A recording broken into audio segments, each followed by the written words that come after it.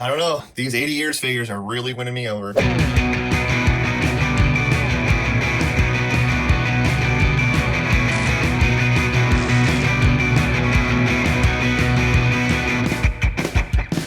How's it going, everybody? Mike here, back from Kapowcast with another Marvel Legends action figure review. Today, we're taking a look at the Marvel 80 Years Iron Man. Very excited to get this guy open. Once again, didn't plan on getting these, but they won me over. I don't know how, but they did. There we got Iron Man nicely displayed here in the package, along with some beautiful images of Alex Ross's art on the side. We also got another image here of a more modern-looking take on the Alex Ross art. Right now. Get over here, right there, looking really shiny, really nice.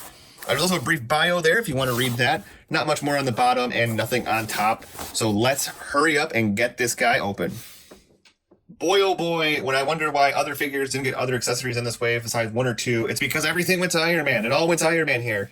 He comes with two sets of hands. He has a set of repulsor blast hands, which are very nice. I kind of wish they had a hinge, but they do not, so that's kind of a bummer. We do have a pair of fisted hands, though. Also very nice. We get some blast effects here. You have these ones right here, and then you have these smaller ones, which you can use these to peg in here. And you get a really awesome effect with that. Love that. That's oh, God, I wish I had this stuff when I was a kid. But better yet, I have it when I am a 34-year-old adult. That looks so awesome. We do have an extra helmet that has the nose on it there. That's not too bad there. And we also have a unhelmeted version.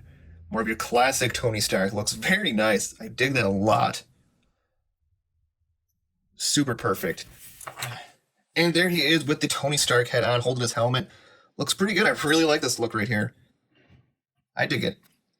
And here is Iron Man out of the package. Holy crap. This guy is awesome. I love how he's looking with the lights here. That shiny metallic paint just really pops. Oh, it is a thing of beauty, I must say. Take a closer look here at the figure. The head looks really good. I just love this classic Iron Man look. It's so awesome. And round out this classic Avengers team. I mean, there's not much to it. It's a very simple design, but everything about it is just really awesome. Got the Iron Man butt, iron butt. We got some sculpted lines in the hands here, and the boots. But yeah, like, oh man, we got the flaps right there. This guy here is really awesome.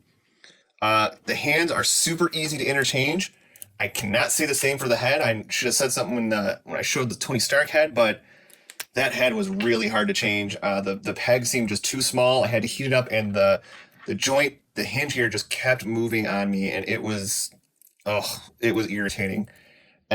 So we're gonna put the repulsor blast hands on here. Yeah. There we go. So you can actually kind of go about this a couple different ways as far as displaying the figure goes.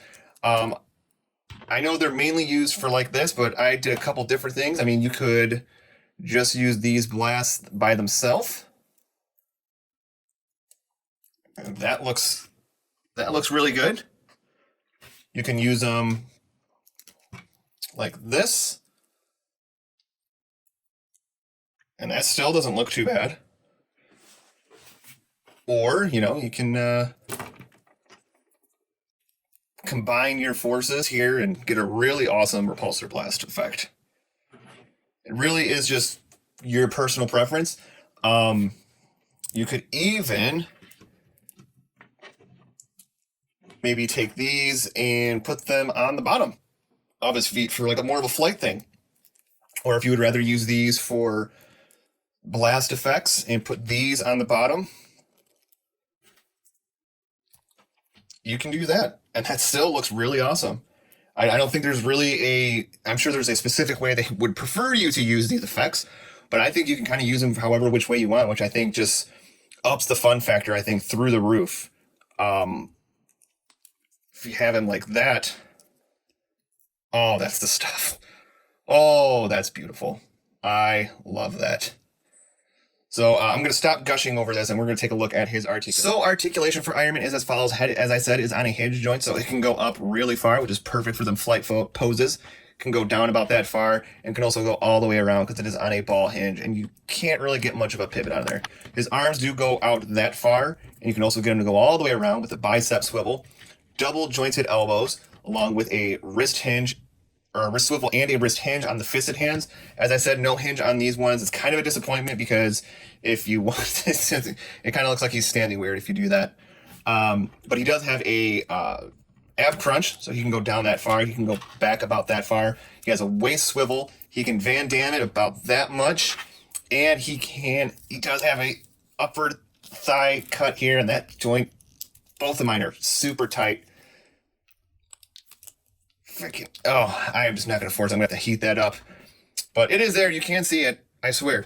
He does have double jointed knees, along with a boot cut and a ankle hinge, and a bit of, really good ankle rocker too. So his articulation is A-okay in my book. And here we have our two 80 years Alex Ross figures, Iron Man and Thor. As you can see, Thor is much taller than Iron Man, as he should be, but it definitely hits the geek spot seeing these guys next to each other. Love it. Can't wait to get that cap. And here we have Iron Man next to the 80 years Hulk. They scale very well together. Hulk, once again, much bigger.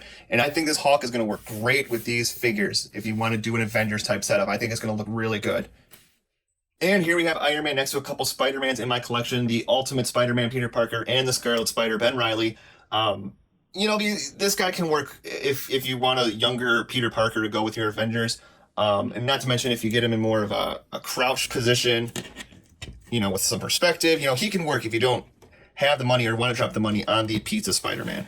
But I would love it if the Alex Ross series continues and they do an Alex Ross Spider-Man, along with maybe an Ant-Man and stuff like that. I want that very, very much. All right, and there you have it. I love this figure, if you can't tell. I do have a couple gripes. The head was very hard to get on, especially with the hinge being very loose. So it just kept, shifting and moving every time I applied a little bit of pressure on it. The hands are a little too easy to remove. Like, these guys just pop off very easy. They're very, the swivel is very loose on mine. Sometimes I feel like they're just going to fall off, but luckily that has not happened. And my thigh joints are really stuck, and I have not yet been able to get them to go. But other than that, I really like the figure. Visually, it looks awesome. These blast effect accessories make it even more fun to get him in crazy poses, flight poses, all that fun stuff. Can't recommend it enough. I love it. And if you like this review, go ahead, click the like button. It helps this video go a long way. And while you're at it, go ahead, click subscribe and hit the bell notification to get notified every time we post content on this channel. Until next time, take care.